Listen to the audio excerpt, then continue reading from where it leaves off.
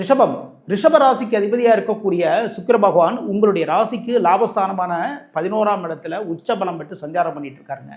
அதே இடத்துல வந்து பார்த்தீங்கன்னா ராசிக்கு பாக்யாதிபதி என்று சொல்லக்கூடிய சனி பகவானும் சேர்க்கை பெறுகின்றார். அப்போது சனி சுக்கிரன் இவருடைய பார்வை வந்து உங்களுடைய ராசிக்கு 5ஆம் இடத்தில் பதிகின்றது. இது ரொம்ப ரொம்ப சிறப்புங்க. பூர்வீகம் சம்பந்தமான விஷயத்தில் வந்து இந்த டயத்தில் நீங்கள் முயற்சிகள் எடுக்கலாம்.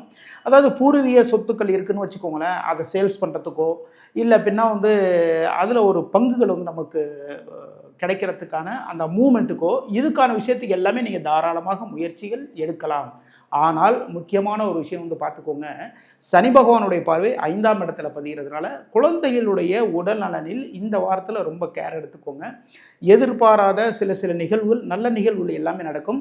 அதில் வந்து நீங்கள் எதிர்பார்க்கறதில் சிறு சிறு குறைபாடுகள் வருவதற்கான வாய்ப்புகளும் இருக்குது. ஓகேங்களா? சனி பகவானுடைய பார்வை வந்து பதிகிறதுனால சில குறைபாடுகள் இருக்குது. ஆனால் தொழிலில் வியாபாரத்தில் லாபம் அதிகரிக்கும். உச்சத்தை தொடக்கூடிய வாரமாக இந்த வாரம் உங்களுக்கு அமைகின்றது. 66 கமெண்ட் பண்ணுங்கள். இந்த வாரம் உங்களுக்கு சக்ஸஸான வாரமாக மாறும்.